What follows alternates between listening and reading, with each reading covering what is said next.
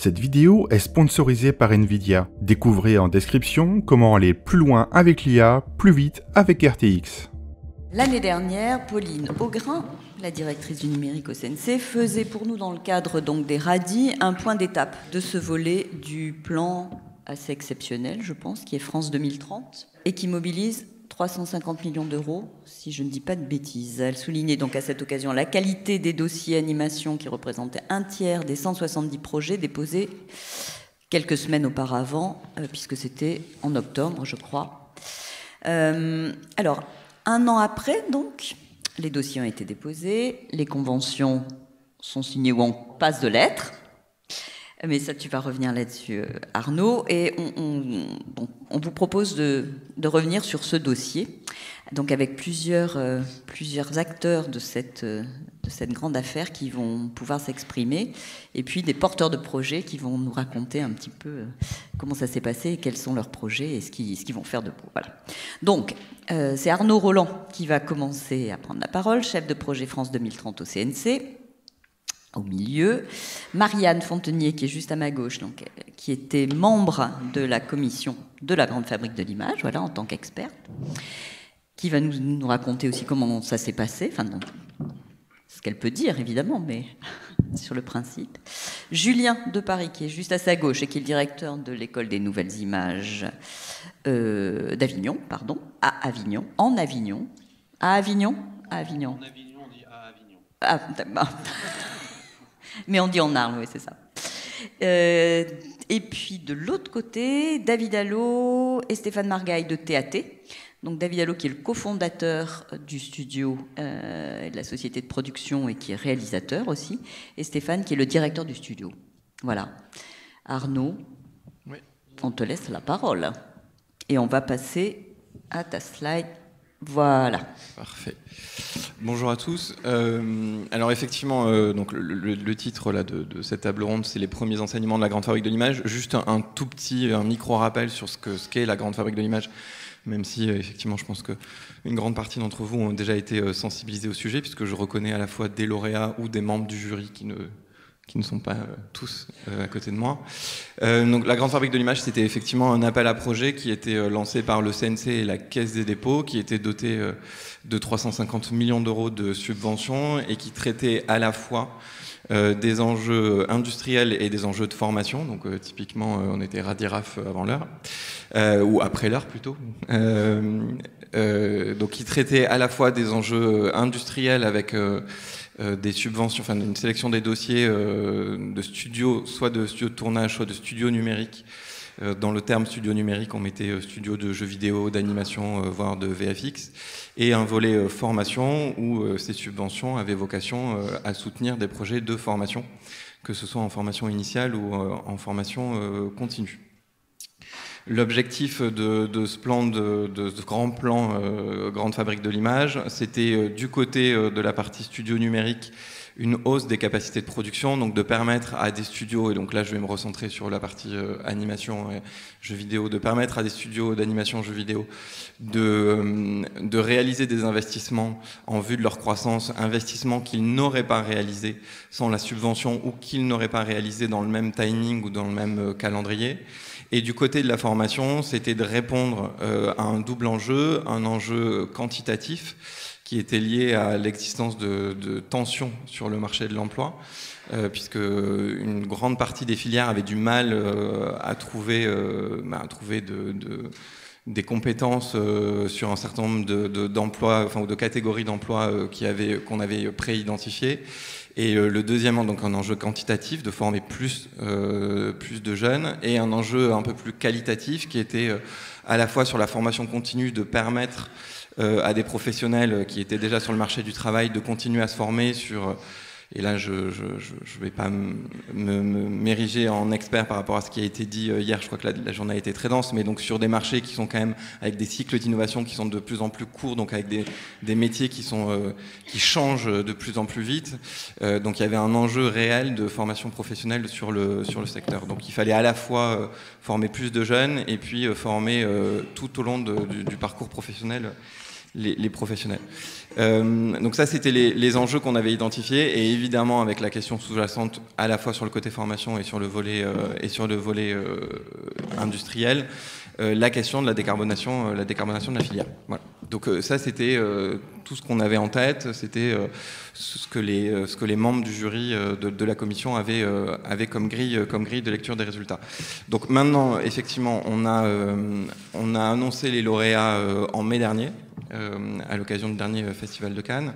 Depuis, on a continué à travailler, donc je vais effectivement pouvoir vous donner des premières tendances et des premiers enseignements du coup de là où nous en sommes aujourd'hui. Donc sur les 68 lauréats de la Grande Fabrique de l'Image, donc 12 sont des studios d'animation. Je dois le dire, donc c'est en nombre de projets sélectionnés, c'est la filière qui a le mieux répondu et qui a du coup le plus grand nombre de projets sélectionnés. Donc les 12 projets qui ont été sélectionnés ont un montant d'investissement prévu de 73 millions d'euros et correspond à un niveau total de subventions attribuées de 18 millions d'euros. J'attire tout de suite votre attention donc, sur les chiffres, donc ceux qui vont suivre. Évidemment, tout ça sont des chiffres prévisionnels. Ce sera d'ailleurs peut-être une question de la salle plus tard. Donc, on parle bien d'investissement prévu dans les projets si l'ensemble des projets vont à leur terme comme c'est prévu initialement. Et donc, du coup, les subventions sont afférentes correspondent immédiatement à ces budgets d'investissement. Sur la partie organismes de formation numérique, donc 16 sont des organismes de formation, 16 organismes de formation sont des organismes de formation numérique. Donc le montant d'investissement, vous l'avez, il est de un peu plus de 105 millions d'euros, et donc le niveau total de subventions attribuées est d'un peu plus de 35 millions d'euros. Sur donc ça c'est pour les chiffres et pour qu'on se rende compte un peu de quoi on parle, y compris en termes d'efforts de l'État sur cette filière de l'animation. Sur les grandes tendances, à l'issue de ce processus de sélection, je vais à la fois parler des tendances sur le fond des projets et des tendances sur la dynamique territoriale. Et je finirai par le calendrier, je vais essayer d'être rapide. Donc sur les côtés studio d'animation, donc les grandes tendances, comme c'était l'objectif, hausse des capacités de production, donc la très grande majorité des projets ont des dépenses qui sont liées, des investissements qui sont liés à l'amélioration de leur pipeline. Évidemment, il y a un gros sujet 3D temps réel. On a vu émerger un sujet intelligence artificielle. Un tout petit peu moins sur la filière animation, c'est encore plus prononcé sur la partie jeux vidéo, mais enfin, voilà, il y a quand même une forte convergence des technologies. Et donc, sur quelques lauréats France 2030 animation, on a vu émerger des sujets sur l'intelligence artificielle. Évidemment, création de plugins, etc. Donc, tout ça sur les moteurs Unreal, Unity et Blender en particulier. Donc on a aussi, c'est intéressant, et ça résulte aussi des discussions collectives des membres du jury, on a des projets qui ciblent des marchés d'excellence ou des marchés de niche. Il y a eu un vrai coup de cœur sur des projets stop motion, avec un vrai pari de la part des membres du jury, un pari sur le volet créatif et artistique, sur le fait qu'on avait vraiment, on a 2 beaux studios, donc il y a 2 lauréats qui sont dédiés en grande partie à la stop motion. Donc ça, c'est un vrai pari de la commission que je trouvais important de souligner. Évidemment, donc un renforcement des liens entre les studios et la formation, et pour avoir parlé à un certain nombre de lauréats de part et d'autre. Le mécanisme même de l'appel à projet et de la Grande Fabrique a vraiment réussi à faire parler ensemble des gens qui ne se parlaient pas, côté studio et côté formation. Et donc il y avait évidemment, et ce type d'initiative, les Radiraf depuis 15 ans maintenant, c'est ça, donc y participer, mais voilà, des échos que moi j'ai eu des lauréats, l'appel à projet a vraiment réussi à renforcer et à accélérer ces discussions, donc c'est vraiment, ça c'est quelque chose dont on se félicite. Et voilà, comme je le citais, un gros sujet décarbonation avec la mise en place de bilan carbone, un travail sur les serveurs, y compris un travail sur la formation du personnel, ce qui était vraiment hyper important pour nous. Sur la partie formation numérique, en termes de grandes tendances, donc on a évidemment un renforcement sur les métiers classiques de l'animation, j'allais dire. Donc c'est là où on traite l'aspect volumétrique, donc de nouvelles formations en animateur 2D, 3D avec des contingents plus importants. mais également des nouvelles formations sur des technologies qui transforment les métiers de l'animation ou du jeu vidéo, notamment sur l'intelligence artificielle. J'étais la semaine dernière avec la ministre de la Culture à Montpellier pour rencontrer les lauréats de la région Occitanie. C'est un sujet qui a été abordé dans la discussion entre les lauréats et la ministre sur l'intelligence artificielle, bien sûr, et donc du coup voilà, la ministre était ravie de voir qu'en fait que le secteur s'en est emparé depuis plusieurs années et que sur certains lauréats France 2030, donc là j'ai cité en l'occurrence Artifix puisque c'était eux qui étaient avec la discussion avec la ministre, que en fait cette question est progressivement intégrée déjà depuis plusieurs années dans les cursus de formation. Un autre point extrêmement important sur lequel je vais insister, donc c'est l'impact fort sur l'ouverture sociale. C'était un vrai critère de l'appel à projet et vraiment pour lequel les jurys ont été particulièrement attentifs. On voulait vraiment pousser à une ouverture sociale plus importante pour que les formations soient plus accessibles, qu'on aille chercher des nouveaux talents ailleurs, parce qu'on estimait que c'était à la fois un enjeu social et sociétal, mais aussi un enjeu de créativité, d'aller chercher des talents ailleurs. Et idem sur le volet décarbonation, extrêmement important avec l'intégration dans beaucoup de cursus de modules de formation qui sont dédiés à la question de la décarbonation. Dernier focus sur la partie formation numérique et qui est en lien direct avec la volonté qu'on avait d'ouvrir plus les formations. Ça se traduit aussi par le type de lauréat. Puisque donc vous le voyez sur les 16 projets de formation numérique, 7 sont portés par des structures associatives ou des établissements publics et 9 sont des écoles privées et t'en diras peut-être un mot tout à l'heure. Sur la partie école privée, on a été vraiment, et on l'est toujours dans la négociation des conventions, très attentif à ce que ces écoles privées prévoit des dispositifs d'ouverture sociale, mécanismes de bourse, etc., pour aller, encore une fois, chercher des nouveaux publics et rendre les formations accessibles au plus grand nombre. Donc ça c'était sur les enseignements de fond. Qu'est-ce qu'on pouvait à ce stade tirer des projets lauréats, sachant que tout ça est une matière vivante, hein, puisqu'on est en discussion permanente avec les lauréats et que les projets au cours de leur vie, c'est normal, évoluent tous. Donc c'est un travail au long cours. Juste un focus donc du coup sur l'implantation territoriale. Voilà, vous avez l'implantation territoriale derrière moi. Au moment où on a lancé la Grande Fabrique de l'Image, il y avait eu quelques réactions d'inquiétude sur le fait que ça allait être encore un appel à projet très parisien, avec une concentration des subventions, des projets sélectionnés et des subventions en Île-de-France. Voilà, vous voyez que c'est pas le cas. Et pour le coup, mais ça aussi, pareil, tu en diras peut-être un mot, Marianne. Ça s'est fait assez naturellement dans la discussion au sein du comité et sur le fait qu'il y avait des filières d'excellence, en particulier dans l'animation, qui étaient partout sur le territoire. Et donc du coup, cette dynamique territoriale, elle se voit aussi sur la carte, puisque en fait, l'ensemble des projets ne sont pas du tout en Île-de-France. Vous avez quelques chiffres ici. Donc sur la partie studio, il y a 5 projets en Île-de-France. En Occitanie, un projet qui est à côté de moi. Hauts-de-France, 2 projets. Et sur la partie formation, Île-de-France, 3 projets, Occitanie, 3 projets, et PACA, 3 projets. Donc vous voyez, il y a quand même une vraie dynamique territoriale avec des niveaux globaux d'investissement qui sont relativement comparables. Maintenant sur l'état d'avancement des travaux et le calendrier, donc je l'ai dit tout à l'heure, donc la liste des lauréats a été annoncée au mois de mai. Depuis le mois de mai, nous avons libéré nos chers experts, mais le travail ne s'est pas arrêté du côté du CNC et de la Caisse des dépôts. On a lancé 3 séries de travaux avec les lauréats. Donc une série de vérifications légales liées à la composition du capital, lutte anti-blanchiment, etc. Ce sont des obligations légales. Je dois quand même contrôler la bonne utilisation des données publiques, étant moi-même contrôlé derrière. La sécurisation de la subvention vis-à-vis de la réglementation en matière d'aide d'État. Donc il fallait s'assurer ensuite que les subventions qu'on souhaitait verser, on pouvait les verser et qu'on était bien en conformité avec la réglementation en matière d'aide d'État, qui est un travail qui est minutieux parce que c'est un travail projet par projet, puisque en fait la sécurisation de ces subventions dépend des différentes catégories d'investissement.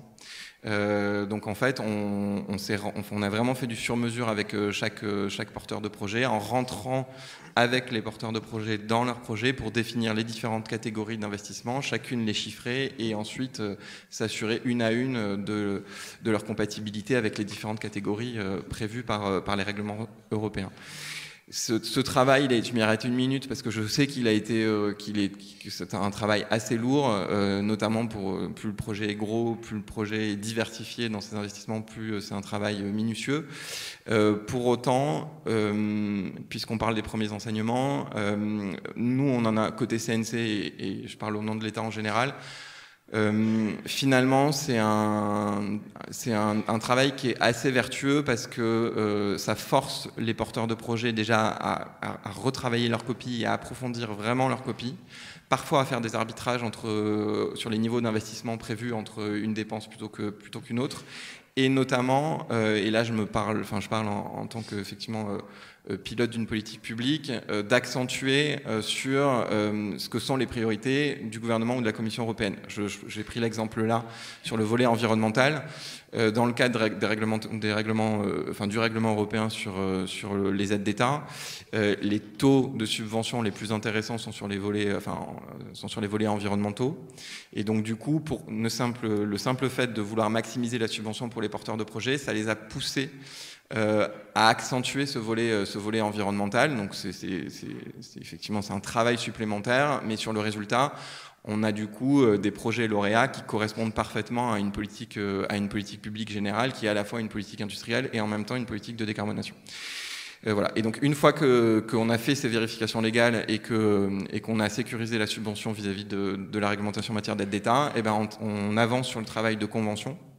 Donc les conventions qui lient la Caisse des dépôts, qui est l'entité qui décaisse l'argent, parce que cet argent n'est pas matériellement au CNC, le calendrier de versement de ces subventions, les étapes de versement et les obligations du lauréat qui vont avec. Sur cet état des travaux, 13 conventions sont signées ou en cours de signature aujourd'hui sur les 16 lauréats. En matière d'organismes de formation, et sur les studios d'animation, 8 sont signés sur 12, et je crois qu'à l'heure où on se parle, on doit être à 9. Donc l'objectif est de signer l'ensemble des conventions d'ici la fin de l'année, et voilà, de clore un nouveau chapitre du coup d'avancement de ces travaux. Voilà. Merci beaucoup. Marianne va nous raconter un peu comment ça s'est passé à l'intérieur. Voilà, merci. Alors effectivement, ce fut une lourde tâche, une tâche de responsabilité, mais une mission passionnante. Alors chronophage en temps, puisque ça s'est étalé sur plusieurs mois. Ça s'est terminé par une réunion en présentiel de tous les membres de la commission à Paris au CNC sur 2 jours. Donc, on vous a enfermé dans une salle, tu peux le dire. Oui, c'est vrai, pendant 2 jours. Mais je vais revenir un petit peu sur la démarche, comment ça s'est passé. Je pense déjà, alors le mot expert est peut-être un bien grand mot, mais en tous les cas, je pense que le CNC a fait appel à nous, à 12 experts, un peu en fonction de notre vécu professionnel, de nos expériences et dans des secteurs extrêmement variés. En ce qui me concerne, on parlera de formation, d'éducation, puisque j'étais pionnière à l'époque, en 87-88, en créant une école dans les Hauts-de-France. Donc, on était pionniers avec quelques écoles. Il n'y avait pas le nombre d'écoles actuelles. Je peux citer, il y avait l'ENSAD, également Paris 8, dans les domaines de l'animation 3D. Tout cela on a fait un bout de chemin. Donc, pour en revenir dans les profils variés, il y avait des personnes qui avaient un vrai vécu dans les studios d'animation, dans le jeu vidéo, mais nous avions aussi une experte comptable importante pour pouvoir vérifier la crédibilité des investissements, ces business plans. Il y avait également, et c'était très important pour nous parce qu'on n'était pas experts, nous, dans ce domaine, quelqu'un dans des problèmes environnementaux, la décarbonation, et ça, c'était vraiment, vraiment important. Ça a donc permis de faire évoluer d'ailleurs les projets. Alors, dans un premier temps, après notre accord de ces 12 personnes, nous avons eu des réunions ou en présentiel ou par visioconférence pour ceux qui étaient éloignés, c'était mon cas, où vous nous avez rappelé bien les objectifs, les outils que nous aurions à notre disposition, de détailler vraiment les objectifs de ce plan, c'était important, et nous présenter notre rôle.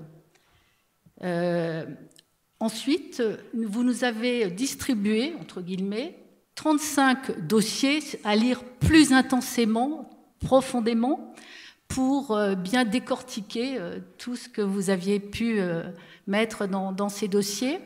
Alors, il y avait une qualité vraiment importante à signaler de tous ces dossiers qui avaient répondu point par point donc à cet appel à projet. Donc, nous avons lu ces dossiers. Il y a eu ensuite une nouvelle réunion où on a exprimé un peu nos avis. Ce n'étaient pas des avis tranchés, mais donc des avis qui vous a permis de reposer certaines questions à des porteurs de projets. Vous avez à nouveau répondu. Et puis ensuite, donc, nous avions une grille d'analyse avec des critères que nous devions noter et mettre des commentaires. On s'est retrouvés en finale. Alors, dans un premier temps, on s'était tous présentés aussi, on se connaissait pour la plupart, mais quand même, c'était bien de se connaître. Et donc, pendant 2 jours, on a travaillé, alors c'est des journées intenses, avec des avis partagés, des discussions parfois vives. On a défendu vraiment des projets auxquels on croyait, aussi bien, parce que là, je parle de la commission numérique des studios d'animation et de la formation, parce qu'il y avait une autre commission spécifique pour le tournage, donc là où on n'était pas qualifié, en tous les cas pour moi. Mais il y a eu d'ailleurs, pour certains projets d'ailleurs, la vision des... Une double lecture, oui. Ils étaient présentés d'un côté tournage et d'un côté en numérique. Alors je pense que la diversité des expertises a permis de susciter de l'intelligence collective, et c'était donc très important pour définir quels seraient les lauréats. Alors, mais vous étiez un peu dur, on a eu des... Je vais citer, il fallait qu'on soit très sélectif, un petit nombre de grands projets, des grands projets, le meilleur du meilleur, pas saupoudré mais structuré. Donc c'était un peu angoissant, parce qu'on aurait bien voulu en soutenir davantage, mais ce n'était pas possible. Et il y avait donc, lors de toutes ces commissions, le CNC, la direction du numérique, mais il y avait aussi, en fait, le GPI, oui, et la Caisse des dépôts. La Caisse des dépôts. Et là, donc, il y avait des contraintes financières très claires. Donc, on s'est plié à ces contraintes, et le résultat, vous le connaissez, voilà. Alors, ce qui ressort de cet appel à projet, je ne vais pas rappeler tous les critères, mais bon, la qualité générale des dossiers, une bonne prise en compte d'intégrer de nouveaux profils dans les écoles. Ça, c'est important, la dimension sociale. Et on a des exemples très précis. Il y a eu une vraie agilité de proposer d'ouvrir ces formations à un public qui est éloigné de ces formations, avec des bourses, mais pas que. Il y a des exemples, on connaît bien de l'école de l'ECAS, mais il y a eu plein de bonnes idées. Il y a eu un grand esprit de responsabilité, l'agilité aussi à s'adapter à l'évolution du secteur. Hier, vous parliez de technologies nouvelles, mais tout ça, les formations sont obligées de s'en emparer. Et je crois qu'au total, ça montre une grande maturité, en fait, du secteur. Alors, peut-être un petit point faible, pour être au départ, on a trouvé qu'il y avait une petite faiblesse dans tout ce qui est problème de l'éco-responsabilité. Vous aviez tous répondu, mais c'était un peu succinct. Et je pense qu'on vous a poussé dans vos derniers retranchements. Vous avez été aussi accompagnés pour pouvoir répondre à cet enjeu véritablement important. Et donc maintenant, je crois que c'est vraiment bien intégré.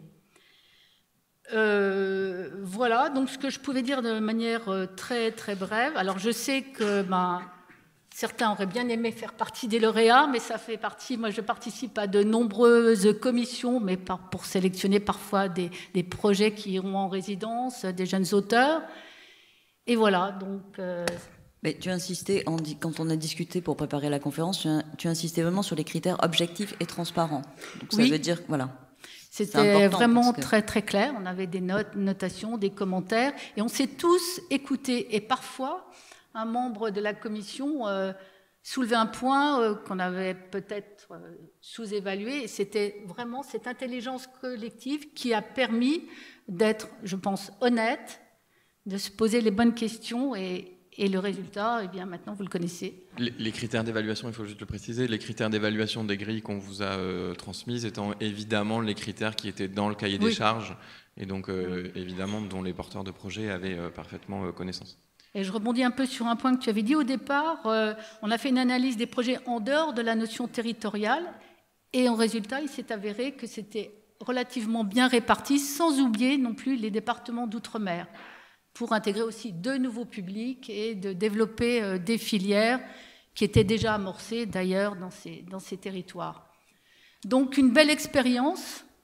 Voilà. Donc, Et peut-être pour terminer, de même quand on a préparé la conférence, tu as soulevé comme un certain nombre de tes camarades parmi les experts, un grand esprit de responsabilité des gens qui avaient déposé les dossiers, qui n'ont pas fait des dossiers en remplissant des chiffres incroyables de production, de nouveaux étudiants, etc., mais qui ont pris une mesure vraiment particulière et viable. Oui, effectivement, ils connaissent bien leur secteur, mais ils se sont attachés à des ouvertures à la fois artistiques, créatives, mais en tenant compte du marché. Et ce qui était important, on l'a vu aussi pour les studios qui répondaient, c'était cet échange entre studios et formation, qui existe depuis un certain temps, mais qui s'est trouvé renforcé. Et parfois, dans les dossiers, des écoles, et j'insiste aussi sur le côté public, privé, associatif, s'étaient regroupés pour répondre mieux encore à ces prérogatives. Voilà, on peut dire. Alors, je répondrai à des questions s'il y en a. Alors, on va continuer si vous voulez bien, et puis ensuite, on fera une session de questions. Merci beaucoup, Marianne.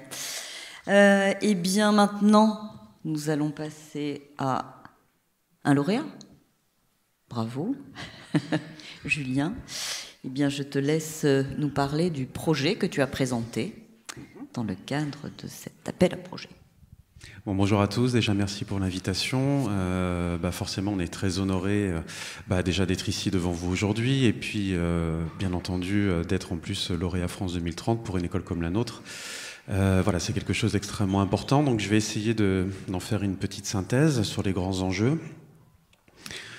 Donc d'abord un tout petit point de présentation pour ceux peut-être qui ne nous connaissent pas encore. Donc l'école des nouvelles images a été fondée en 2017 sur Avignon sous forme associative, loi 1901, sans but lucratif. Nous accueillons donc aujourd'hui 250 étudiants environ sur l'ensemble de nos formations qui vont de la prépa artistique au cinéma d'animation 2D, 3D, du jeu vidéo, image temps réel.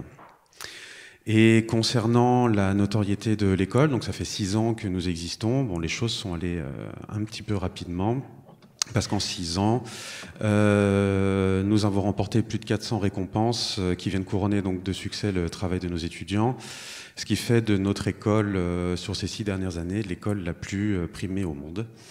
Et nous venons de remporter donc la médaille d'or des Student Academy Awards parmi 2500 films en compétition provenant de plus de 750 écoles internationales. Donc on en est très fiers aussi de montrer que le format associatif, sans but lucratif, est quelque chose qu'il faut défendre, développer, qui est viable. Pour en revenir sur la partie France 2030, donc tout d'abord déjà, ce qui était, comment dire, pour nous extrêmement constructif et structurant, c'est que on a vraiment senti que, on va dire, toutes les collectivités, l'État dans sa grande généralité, s'est structuré autour de l'accompagnement des personnes qui déposent. Et c'est vrai qu'on a pu bénéficier en région sud d'un soutien extrêmement fort de la région à travers les OIR, donc les opérations d'intérêt régional, qui nous ont accompagnés dans l'élaboration du dossier, donc Rising Sud et EY pour la région PACA. qui nous ont permis de nous challenger, de passer du temps sur la rédaction du projet pour essayer de présenter le projet à la fois le plus ambitieux, mais aussi le plus réalisable, le plus mature possible. Dans notre cas, le dossier s'est développé autour de 3 enjeux majeurs. Donc c'est répondre aux besoins de formation de notre filière, mais surtout en privilégiant l'excellence pédagogique en fait, beaucoup plus que le nombre d'étudiants. Aujourd'hui, si on fait le calcul en France sur le nombre de centaines d'écoles qui existent, en réalité, on n'a pas de difficultés pour former, on a des difficultés de qualité de formation. Et il était extrêmement important que des écoles comme la nôtre et d'autres, on puisse aussi présenter des vrais enjeux d'excellence pédagogique pour vos studios, pour favoriser l'insertion professionnelle de nos étudiants. Bien entendu, travailler sur l'ouverture au plus grand nombre et avec un point extrêmement important qui a été soulevé, et je pense que je vais passer un petit peu plus de temps sur ce point-là, sur le respect de l'environnement et la transition écologique. Donc, en 1, le développement de nos filières. Donc en fait, à l'école, on travaille beaucoup en ce moment sur l'hybridation de l'ensemble des filières de formation, de casser complètement les effets de silo, animation 3D d'un côté, animation 2D de l'autre, jeux vidéo, etc. Enfin, pour moi, tout ça, c'est quelque chose qui est déjà de l'ancien temps. Il faut absolument travailler sur une grande polyvalence, il faut travailler sur des porosités entre toutes ces filières, et il faut que nos étudiants collaborent, cohabitent, s'enrichissent les uns les autres, etc. Donc c'était extrêmement important, à travers le plan de France 2030, qu'on puisse vraiment travailler sur l'innovation pédagogique pour amener justement l'ensemble de cette polyvalence. Et pour nos étudiants, c'est d'avoir surtout une tête bien faite. C'est le but de l'école. Et revenir encore plus aujourd'hui, je dirais, avec tout ce qu'on a pu entendre sur les IA, etc., c'est quand même extrêmement passionnant tout ce qui est en train de se passer. Je pense que c'est d'ailleurs important qu'on amène beaucoup de passion près de nos étudiants. Donc je compte aussi sur vous pour en parler avec passion de tout ce qui se passe. Même si parfois, comme aujourd'hui, on est dans des situations économiques qui sont un petit peu plus tendues que ces dernières années. Mais en tout cas, il faut revenir sur des grands fondamentaux. Moi, j'en suis convaincu, il faut absolument remettre le dessin coûte que coûte au début de tout ça, la sculpture, la peinture. Il faut absolument que nos étudiants savent faire les choses, qu'ils n'oublient pas comment on fabrique tous ces éléments-là et leur donner énormément de structure et surtout une capacité analytique et critique. Donc ça, je pense que c'est vraiment les grands fondamentaux de l'école. Et puis bien entendu travailler sur tout le secteur également de la formation continue, d'accompagner nos étudiants dans leur carrière professionnelle, et pour cela donc on collabore déjà avec l'Université d'Avignon et le CNAM sur la mise en place de formations tout au long de la vie pour pouvoir accompagner les studios, les professionnels, les graphistes, les artistes, etc. à continuer à se former tout au long de leur carrière. L'ouverture au plus grand nombre, alors il faut savoir que l'école en effet n'a pas attendu France 2030 pour mettre en place énormément de systèmes pour accueillir au plus grand nombre possible ces étudiants. Il faut savoir que depuis la création de l'école en 2017, je répète, sous forme associative, on a quand même financé dès le démarrage de l'école sur nos fonds propres des aides aux frais de scolarité. Ces aides aux frais de scolarité, globalement, sur ces 6 dernières années, ont avoisiné entre 35 et 50% de réduction sur les frais de scolarité. Et aujourd'hui, il faut savoir qu'un tiers de nos étudiants en bénéficient, ce qui est pour l'école, pour nous, je répète, sous forme associative, sans but lucratif, un effort financier de 600 000 € sur ces 6 dernières années. Pour permettre justement au plus grand nombre d'avoir accès à notre école, et que les coûts inhérents à nos formations, parce que je répète, on n'a pas de subvention particulière pour fonctionner, donc nous fonctionnons sur les coûts de scolarité qui sont aux alentours, on va dire, entre 7 200 € et 8 000 € par an suivant les filières. Que cet aspect financier ne soit pas un filtre trop fort, bien entendu, pour les étudiants qui souhaitent faire apprendre nos métiers.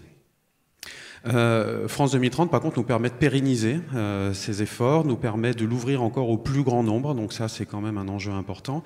Et nous travaillons en parallèle sur, par exemple pour notre école, sur la reconnaissance par l'État, qui permettrait également à nos étudiants, et là je compte aussi sur le soutien du CNC, de toutes les personnes, pour nous aider aussi dans ces démarches de reconnaissance par l'État, pour que les bourses publiques puissent aussi arriver à nos étudiants, et que nos bourses, du coup, que nous finançons jusqu'à maintenant, puissent s'ajouter aux bourses d'État et donc permettre de pouvoir aider les étudiants sur différentes thématiques, parce qu'aujourd'hui on a des problématiques aussi de logement, d'équipement informatique, et il faut accompagner les étudiants sur tous ces domaines-là pour leur permettre de faire leurs études le mieux possible.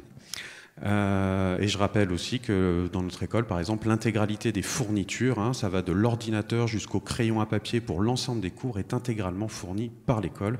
Les étudiants n'ont pas de frais de fourniture scolaire durant tout leur cursus. Et enfin, en 3, accélérer la transition écologique de notre filière, je pense que c'est important. Alors nous, en plus, on est sur Avignon, donc il fait 40 degrés une bonne partie de l'année. Rejeter de l'air chaud avec les clims, à mettre des ordinateurs de plus en plus puissants dans l'école, etc., ça commence à devenir un vrai problème fondamental. Et donc il est important, à l'échelle de notre école et pour les nouvelles générations, de les accompagner dans cette transition écologique et faire en sorte qu'après, quand ils arrivent dans vos studios, ils puissent être armés justement à vous accompagner aussi dans cette transition, parce que c'est un sujet extrêmement important et aujourd'hui tous nos étudiants se questionnent énormément sur cet enjeu de transition écologique et il est important pour nous de structurer tout ça, donc accentuer nos formations sur des procédés de fabrication plus respectueux de l'environnement, ça c'est un premier point, et d'ailleurs à quel point l'IA peut nous aider dans énormément de domaines sur la maîtrise de l'énergie, revoir toute la stratégie d'investissement des ordinateurs, parce qu'on sait que le bilan carbone est beaucoup plus compliqué. Enfin, dès qu'on achète un ordinateur, en fait, c'est dramatique.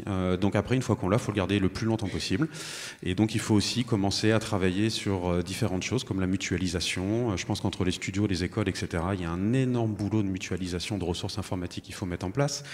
Et également une vraie gestion du cycle de vie des ordinateurs. C'est extrêmement important de gérer jusqu'au recyclage de l'ordinateur toute une filière structurée qui doit permettre justement sur les processeurs, les minerais rares, etc., d'avoir un maximum de recyclage. Favoriser l'utilisation des énergies renouvelables, recycler nos émissions de chaleur, donc là ça fait partie quand même des gros développements, comment récupérer la chaleur émise par nos ordinateurs, par nos serveurs, pour recréer de l'énergie, mutualiser nos ressources informatiques, je l'ai déjà dit, et augmenter la durée de vie des ordinateurs. Allons un peu plus loin du coup, parce qu'en fait le projet France 2030 est un premier départ de la grande fabrique de l'image, mais en fait France 2030 c'est aussi un ensemble d'autres appels à projets, comme par exemple entre autres Alternatives Vertes 2 et d'autres, qui permettent d'aller chercher un ensemble de leviers, de possibilités de mise à l'échelle, on va dire, pour des projets réellement ambitieux. Et donc le projet aussi qui part avec France 2030, la grande fabrique de l'image, mais qu'on va continuer avec d'autres acteurs, avec d'autres appels à projets de France 2030. Je vais vous parler un petit peu du projet qu'on met sur Avignon en place, qui s'appelle H2 Digital. H2 Digital, c'est justement la solution de transition écologique qu'on met en place au sein d'un consortium. C'est une solution numérique qui a pour objectif unique de réduire les impacts environnementaux dans le cinéma d'animation, le jeu vidéo et la post-production numérique. En fait, c'est un ensemble de systèmes numériques qui va être propulsé par un nouveau type de data center. Je vais le définir un tout petit peu après. C'est un data center qui fonctionne 100% ENR, donc 100% énergie renouvelable. C'est un data center qui fonctionne sans climatisation. C'est un data center urbain en centre-ville, de casser les effets de gros data centers qui s'installent en périphérie, qui sont des gouffres énergétiques, etc. Et c'est un data center du coup qui met en valeur la souveraineté des données qui y sont stockées et qui est réplicable et qui doit être à dimension en fonction des acteurs qui sont autour de ce data center. Le consortium qui est mis en place réunit un ensemble d'acteurs. On va avoir 2 acteurs du numérique spécialisés dans la gestion des data centers que sont Ecobio H2 Digital et Zent, qui sont spécialistes de l'éco-conception des serveurs, des machines et des gestions de l'énergie, développement de logiciels de traitement des données numériques et modélisation des systèmes d'information et d'énergie. L'enjeu est de pouvoir fournir à chaque studio, à chaque école qui va participer à qui va travailler avec l'aide de ce data center, une traçabilité en temps réel de tous les impacts environnementaux. Tout ce qui est demandé aujourd'hui par le CNC, par l'ensemble de l'État en fait, et même dans les années à venir, sur les aides qui vont être indexées justement à l'éco-conditionnalité, etc., de pouvoir vous fournir l'intégralité de cette traçabilité et de pouvoir prendre des décisions en cours de production quand vous lancez des calculs et qu'à un moment donné, il y a des calculs qui partent un petit peu dans le vent, que ça plante, qu'il y a des images qui sont à 50 heures la frame et que ça avance toujours pas, qu'il y ait des warnings qui se mettent un peu en place de partout, que vous voyez absolument l'impact sur l'eau que vous consommez, l'impact sur les kilowatts d'énergie, etc., afin que tout fonctionne de cette manière-là. Également 3 acteurs de la filière production numérique. Donc on va retrouver TNZPV sur Arles, hein, tu nous as pas vu. On va retrouver également Circus, qui aujourd'hui fait partie du consortium. L'École des Nouvelles Images, hein, nous on joue un peu sur plusieurs tableaux, mais on fabrique aussi énormément d'images de synthèse. Il y a également d'autres acteurs qui nous rejoignent depuis, avec la station Animation et Ellipse Animation, qui s'intéressent grandement à ce projet. Et 3 acteurs de la formation que sont Avignon Université, le CNAM et puis toujours un petit peu nous au milieu de tout ça. L'enjeu en fait est de pouvoir avoir un travail entre les usagers d'un côté, la formation de l'autre, hein, et je pense que l'université avec tous ses laboratoires de recherche, entre autres le LIA hein, qui travaille sur l'intelligence artificielle sur Avignon, mais également le CNAM hein, qui est spécialiste de la formation aussi tout au long de la vie et de la recherche, de pouvoir vraiment utiliser le data center de nouvelle génération comme un lieu, un laboratoire à ciel ouvert, hein, un démonstrateur, et puis de travailler de l'autre côté sur la virtualisation des stations, le calcul des images, l'hébergement des données, etc. Et de faire de la R&D partagée. La présentation du centre de données, j'ai un tout petit film d'1 minute qui vous montre un tout petit peu l'enjeu qu'on a fait réaliser avec nos étudiants qui sont en 2e année. Donc je vous propose de le regarder très rapidement. Très rapidement. Et après, il te restera 1 minute. Mais oui, tu me connais. C'est pour ça, c'est bien pour ça. Voilà.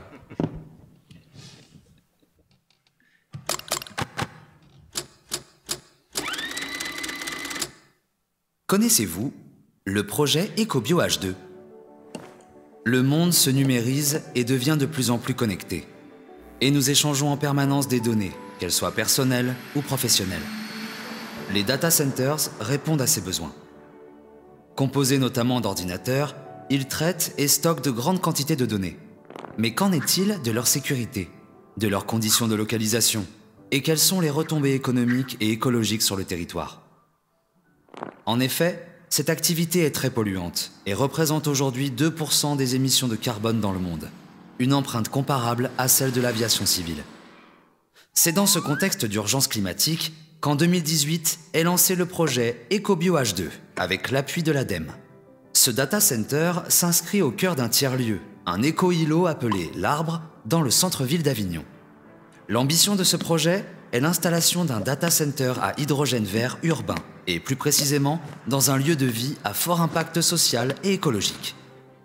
Tiers-lieu qui accueillera bistrot, espaces culturels et événementiels, enseignement, accueil d'entreprises, restaurants panoramiques, le tout entouré d'une ferme urbaine baignant ses activités dans un îlot de fraîcheur. Ce complexe vivra en symbiose avec le data center. Mais comment fonctionne un tel système ? L'énergie produite par les panneaux solaires installés sur le toit est stockée dans des batteries recyclables et dans des bouteilles sous forme d'hydrogène vert. Un électrolyseur produit l'hydrogène. Une pile à combustible convertit en électricité l'hydrogène stocké en bouteille. Un système de gestion pilote l'énergie produite, ses stockages et ses usages, parmi lesquels se trouve le centre de données vert. Par exemple, la chaleur produite par le système est recyclée dans les activités de l'arbre. De même, l'eau, ressource rare et précieuse, est également purifiée puis utilisée en circuit court à la fois pour la production d'énergie, pour le refroidissement du data center et par la ferme urbaine. Ce data center à hydrogène vert urbain est une première mondiale. En définitive, l'attractivité de ce village vertical et les synergies créées génèrent rencontres et échanges spécifiques, vecteurs d'une nouvelle dynamique pour Avignon et sa région. Ce data center à hydrogène vert n'est plus un rêve. C'est une utopie réalisée aujourd'hui sous la forme de son pilote déjà existant à la Syrie. Petite graine qui ouvre la voie à d'autres centres de données vertueux dans des lieux de vie en réseau, afin de tendre vers un numérique plus propre et responsable.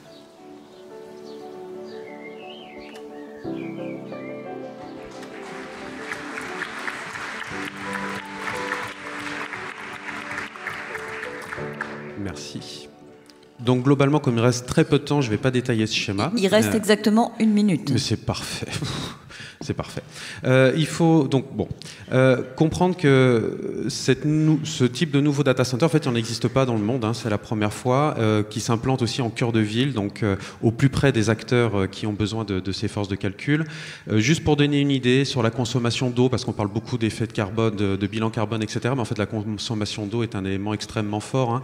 Un data center équivalent à celui-là, à sa version pilote, c'est aujourd'hui environ plus de, alors je laisse, c'est 3 millions de litres d'eau par an, là où ce data center utilise 1 mètre cube par an. Donc ça change tout en termes d'utilisation d'eau.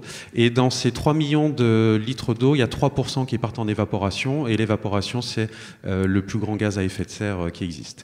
Donc c'est très important de bien décorréler les enjeux, voilà, d'un côté du nucléaire, la gestion de l'eau et toutes ces questions-là. Et je pense que d'avoir un data center qui est capable de s'effacer en fait complètement du réseau national, qui en plus travaille avec, entre autres, Enercop en sécurité, hein, pour avoir toujours de l'alimentation verte en cas de sécurité, etc., est quelque chose qui est quand même assez innovant dans cette gestion-là. Et voilà, donc plein de points positifs pour les territoires, plein de points positifs pour les studios, bien entendu, et pour l'ensemble de la filière. Voilà. Alternative de Verte 2, hein, voilà, le CNC, il faut bien lire ce dossier. Merci beaucoup. Voilà, j'espère avoir été clair. Je te félicite. Bravo, je suis très impressionné par ton respect du temps. Si juste une petite question, s'il y a des gens dans la salle, dans l'assistance, qui veulent rejoindre le consortium. Tout à fait. On est, voilà. De toute façon, c'est assez passionnant de parler de tout ça, donc surtout n'hésitez pas à venir me voir. Et, voilà. Super, merci Julien.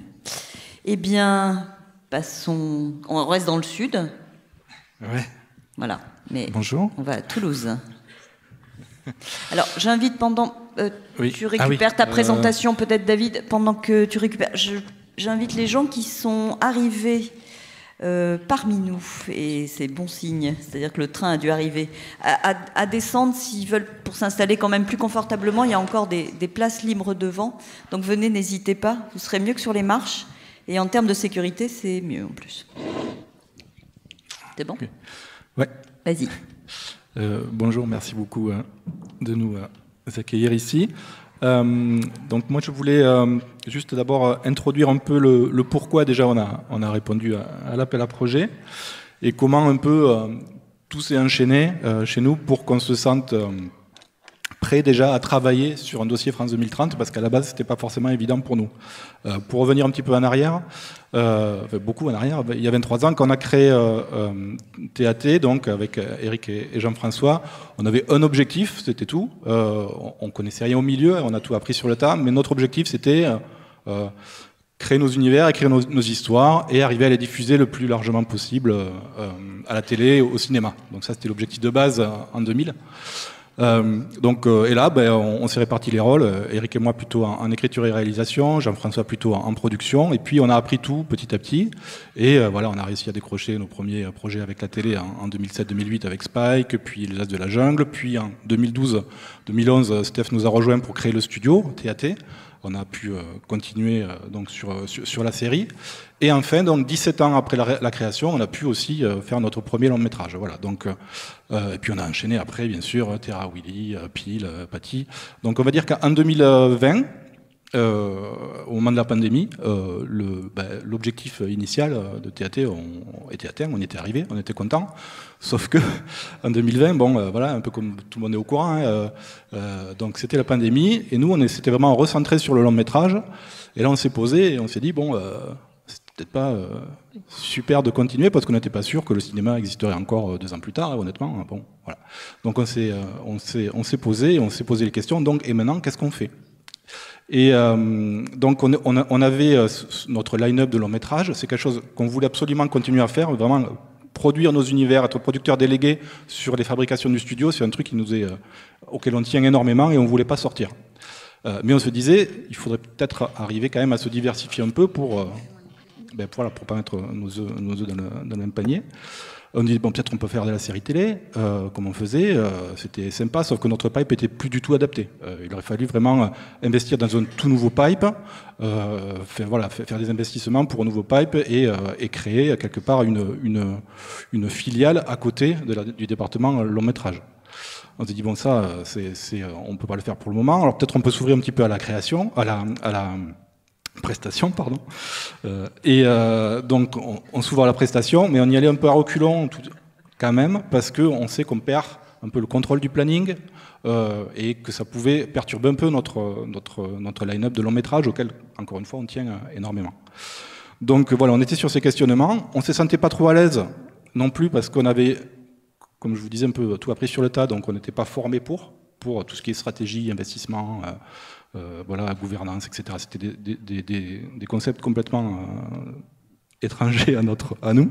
Et là, justement, Steph sortait, lui, d'une formation à la Toulouse Business School, et il était plutôt content. Il avait fait du réseau, il avait appris plein de choses.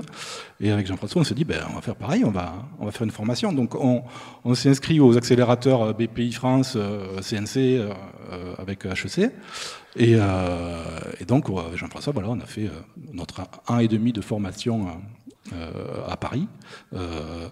Et on a appris effectivement plein de choses hyper intéressantes. Donc voilà, on commençait un peu à y voir un peu plus clair sur ce que c'était la croissance, la stratégie de croissance, la croissance interne, etc. Et c'est justement à ce moment-là qu'on entend parler du projet France 2030. On assiste au webinaire début 2022. Et au sortir du webinaire, on se regarde, on dit, mais en fait, peut-être on pourrait essayer de faire les trois en même temps, parce que si on est accompagné sur un investissement pour pouvoir faire de la prestation d'un côté, continuer nos longs métrages, mais vraiment les garder un peu indépendants et pas avoir de s'arranger pour pas avoir de perturbation de planning. Et en même temps, développer un nouveau pipeline plus vert pour la série, ça serait génial. Donc on va à Annecy, on se renseigne un peu sur tout le cahier des charges. Et on nous rappelle bien qu'il y a un volet décarbonation important, mais c'était un volet sur lequel on avait déjà travaillé depuis 10 ans au studio, puisqu'on avait déjà fait faire un premier calcul d'empreinte carbone. Bon, c'était pas... Mais c'était quand même des problématiques auxquelles on réfléchissait depuis longtemps. Donc on s'est dit, allez, on y va, banco, on va essayer de se lancer dans ce projet. En plus, à ce moment-là, Steph, lui, venait de bien staffer toute la direction du studio. Pascal venait de le rejoindre. Pingus, qui est là-bas, venait de finir de bien staffer aussi l'équipe des Michel et des techs, vraiment qui s'occupent un peu de tout. Voilà, à TAT. Et du coup, on se sentait prêt. Côté prod, on avait aussi notre directeur notre RAF et notre contrôleur de gestion qui était à ce moment-là hyper pointu sur tout ce qui se passait. Donc on s'est dit, ok, on a tous les éléments, toute l'équipe, on peut travailler sur le dossier. On se sentait là, à ce moment-là, c'était le bon moment. On avait vraiment eu, nous, un côté timing nickel pour se dire, ok, on peut présenter sûrement un bon dossier pour France 2030. Voilà. Et bien du coup, c'est un peu ce qu'on a fait.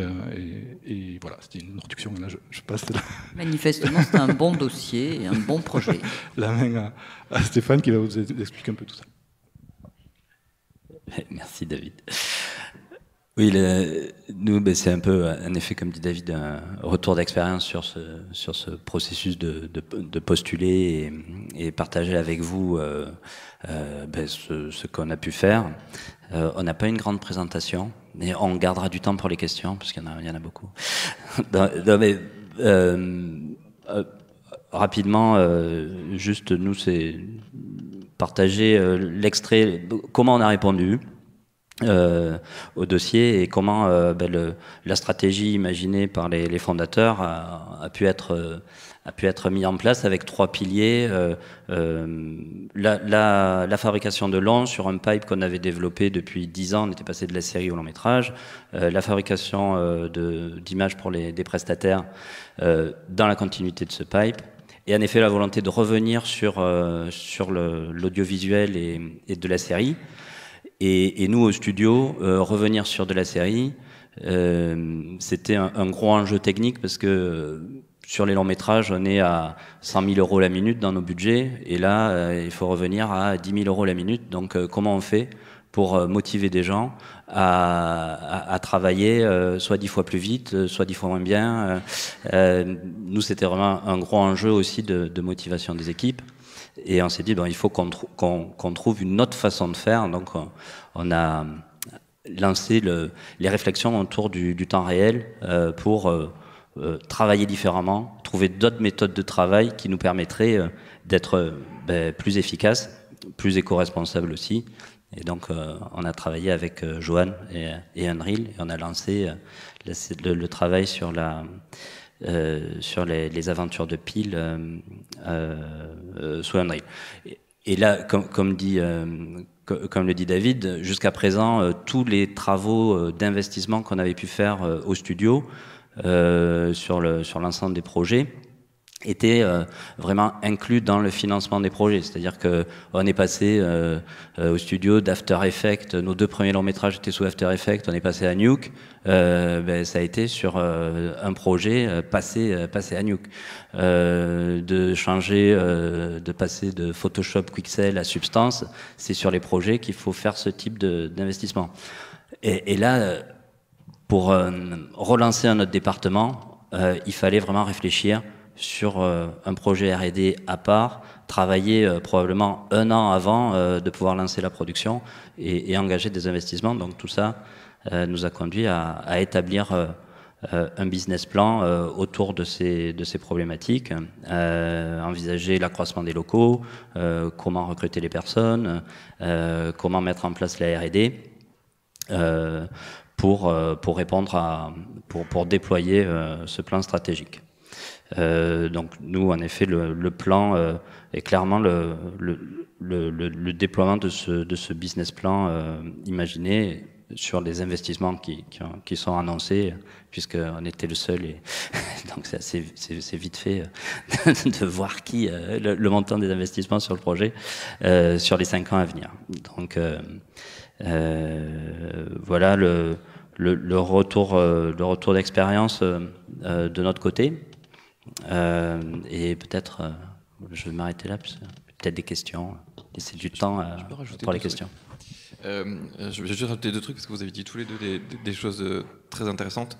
Sur l'aspect convergence, effectivement, mettre fin à... Je fais de l'animation 2D ou de la 3D, je fais du jeu vidéo d'animation. Ça, c'est un vrai, effectivement, c'est un vrai sujet qu'on avait en tête et qu'on avait essayé aussi, nous aussi, de casser ces silos dans le cadre de l'appel à projet. Une illustration très simple de cette convergence des outils, convergence des métiers, donc convergence des formations, c'est que moi, dans mes chiffres, je suis absolument incapable, j'ai essayé de faire l'exercice aujourd'hui, dans les formations dites numériques, d'essayer de distinguer quelles étaient les formations tournées vers l'animation et celles qui sont plutôt tournées pour le jeu vidéo. En fait, franchement, on est complètement incapable aujourd'hui et je pense que ça n'aurait pas de sens. Donc ça faisait aussi partie, débunker les différentes filières, ça faisait aussi partie de l'appel à projet et c'était un des sujets aussi qui a été débattu dans le cadre de la commission. J'ai un autre sujet que tu as mentionné aussi qui est hyper intéressant, c'est sur le caractère un peu, je veux dire, holistique de notre appréciation de France 2030, de la Grande Fabrique de l'Image et des projets qu'on a regardés. Effectivement, au-delà du seul appel à projet La Grande Fabrique de l'Image, même si c'est l'objet de cette table ronde-là, on ne s'est pas contenté de regarder des dossiers, enfin nous CNC avec les experts, etc., on ne s'est pas contenté de regarder les projets, de dire bon, on sélectionne ça, et on envoie X millions de subventions sur ces projets-là. On sait très bien qu'il va y avoir un enjeu de suivi derrière qui est hyper important, que par ailleurs ça ouvre des questions qui nécessitent pour le CNC aussi de se transformer. Il y en a une en particulier, c'est vraiment la partie formation. Le CNC n'avait jamais été aussi présent qu'aujourd'hui sur l'aspect formation. Et France 2030 pour nous crée aussi nécessité de se transformer. Donc aujourd'hui, dans la direction des politiques territoriales du CNC, on a créé un service en mettant des moyens humains derrière pour s'occuper des sujets de formation au long cours et en particulier du suivi des lauréats France 2030. Donc ça, on sait très bien que c'est aussi un enjeu de suivi pour nous. Il y en a un autre, encore une fois, sur l'aspect holistique du sujet. Tu as mentionné effectivement l'éco-conditionnalité des aides du CNC qui démarre en 2024. Donc du coup, c'était aussi pour nous important d'être... On demande d'un côté l'éco-conditionnalité à un bilan carbone. Et de l'autre côté, en fait, via Grande Fabrique de l'Image en particulier, et les subventions qu'on accorde à ce titre-là, on permet aux studios de se donner les moyens de remplir les obligations qu'on va exiger par ailleurs. Donc il y a vraiment, on est à la fois sur les deux sujets. Alors, j'ai juste une petite question justement pour rebondir. Est-ce que le CNC va envisager à la fin de ses projets, au bout des 3 ans, par exemple, de publier un guide sur les bonnes pratiques qui auront été remontées de l'ensemble des projets ? Alors, c'est difficile. En tout cas, c'est un sujet qui est en réflexion chez nous. On y a déjà pensé. Moi, c'est des discussions qu'on a avec le secrétaire général du CNC, avec Leslie qui est sur ces questions-là. C'est en discussion. On se l'interdit pas. Il est possible qu'on le fasse. Je le fais. Enfin, la question se pose aussi du côté tournage, parce que c'est aussi des activités très fortes empreinte carbone, parce que en plus, il y a un aspect artificialisation des sols. Enfin, c'est des projets de développement du territoire. Et là aussi, il y a des gros efforts qui ont été consentis par les porteurs de projets sur l'aspect décarbonation, avec des postes de coûts très innovants, avec des nouveaux matériaux, etc. La solution que tu as présentée sur le serveur, on se donne un peu de temps pour voir où on atterrit dans les prochains mois et dans les 2-3 prochaines années, mais effectivement c'est pas du tout exclu. Ouais. Bah, déjà, on verra qu'il y a un guide de l'animation éco-responsable cet après-midi, donc on reparlera de ces sujets. 2 questions dans la salle ? Ou pas, si vous avez eu la... Ah, alors, je ne sais pas où sont les garçons. Ouais. Ah. Une question en haut à droite, c'est ça ? Non, pas du tout. Ouais, ici, ok. Merci de vous présenter et de poser votre question. Ah, Camille... Est-ce qu'on peut avoir le son ? Oui, bonjour, Camille Campion, Creative Seeds. J'ai une rapide question. Ça a été abordé avec un rendez-vous à la ministre à Bastille. C'était potentiellement une mise en relation des différents projets lauréats et une présentation de ce qu'on a le droit de montrer pour accélérer la mutualisation. Parce qu'il est clair qu'on a beaucoup de sujets communs, on est déjà plusieurs à se connaître, déjà parmi les lauréats et à vouloir travailler ensemble, mais on pourrait potentiellement aller plus loin et plus vite. On a beaucoup à avoir interchangé aussi au moment de la constitution des dossiers, donc voilà, ça peut peut-être nous aider à peut-être créer aussi des moments pour mutualiser ça et éventuellement intégrer aussi des projets qui n'ont pas été lauréats, mais qui avaient peut-être des enjeux proches. Ouais, donc ça aussi c'est un sujet. Et dès maintenant, pas. Pardon. Et surtout, je pense que ce soit fait maintenant qu'on est dans la genèse. Voilà. Oui. Ouais. Non, là sur le calendrier, de manière très pragmatique, on avait un enjeu de finaliser l'ensemble des conventions pour qu'au moins on ait une vision parfaitement stabilisée des différents projets et des subventions qui vont être versées. Effectivement, c'est un sujet qui est aussi en réflexion chez nous. La ministre, effectivement, en avait parlé à Bastille cet été. Le sujet a été réévoqué quand on a fait ce déplacement à Montpellier la semaine dernière, où en fait déjà on a rassemblé dans un même lieu les 11 lauréats de la grande fabrique de l'image du territoire Occitanie. Je pense qu'on reproduira cet exercice au moins à l'échelle des territoires et ensuite effectivement le basculer au niveau national. Je rebondis sur un point extrêmement important que tu viens de mentionner, c'est effectivement la grande fabrique de l'image et les lauréats grande fabrique de l'image, on les conçoit nous comme étant des moteurs de l'ensemble de la filière et qu'ils puissent se mettre en relation certes entre lauréats mais pas uniquement entre lauréats. L'objectif n'est pas de créer un espèce de club VIP des lauréats France 2030 et de laisser les autres sur le bord de la route, soit parce que effectivement ils sont pas lauréats pour des milliers de raisons, soit parce que même ils n'ont pas postulé parce que c'était pas le moment de leur stade de développement, etc.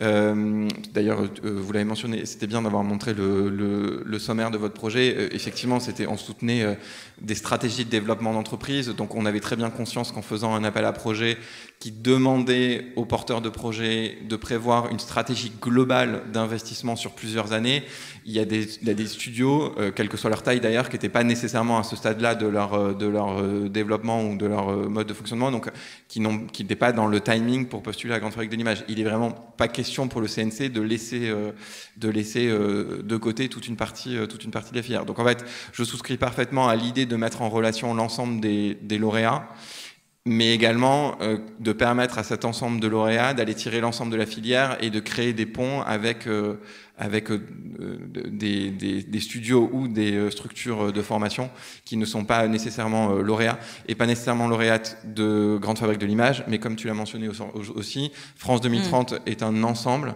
et il y a d'autres appels à projets.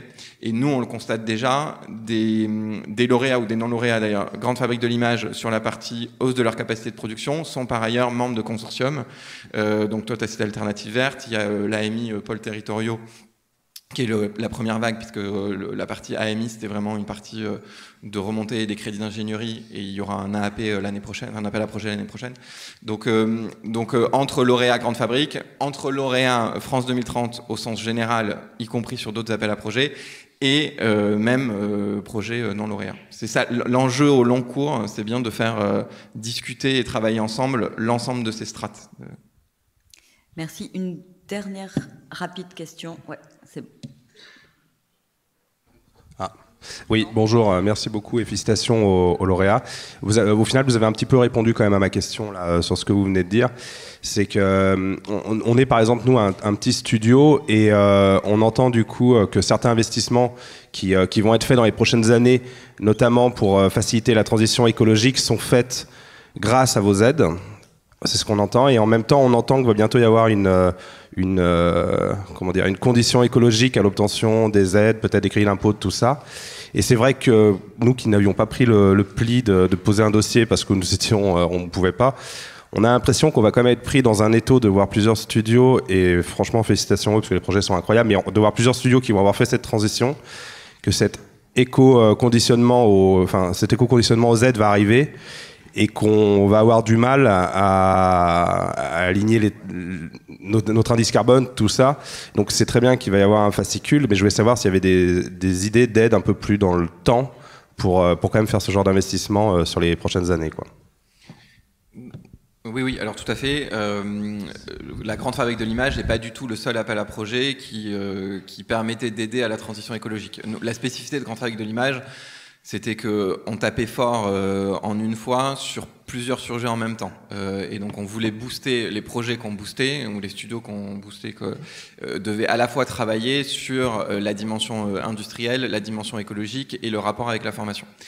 Si l'enjeu, c'est un enjeu qui est purement de décarbonation, il y a d'autres appels à projets, donc notamment Alternative Verte, qui a plusieurs vagues, donc qui ne sont pas opérés par le CNC, mais qui font partie des dispositifs France 2030, et sur lesquels on est très sensibilisé. Donc si vous avez des questions aussi, le CNC peut, même pour les appels à projets dont on n'est pas l'opérateur direct, on connaît les interlocuteurs, donc vous redirigez vers les bons interlocuteurs. Sur Alternative Verte, il y a une nouvelle vague qui va être lancée. La ministre a annoncé, je crois il y a 2-3 semaines, que le fonds allait être rechargé. Donc dans les prochaines années, à tous les cas dans l'année prochaine et demie, c'est sûr qu'il y aura des nouvelles vagues spécifiques sur les questions de décarbonation qui vous permettront aussi de réaliser ces investissements. Merci. Non, quelqu'un du CNC. Thomas, Grand-Perrin. Attends, prends le micro, va.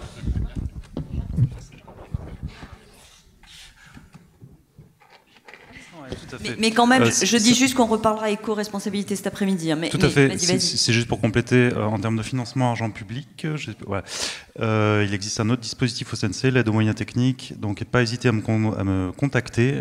C'est un dispositif pérenne. Ce n'est pas un appel à projet, ok.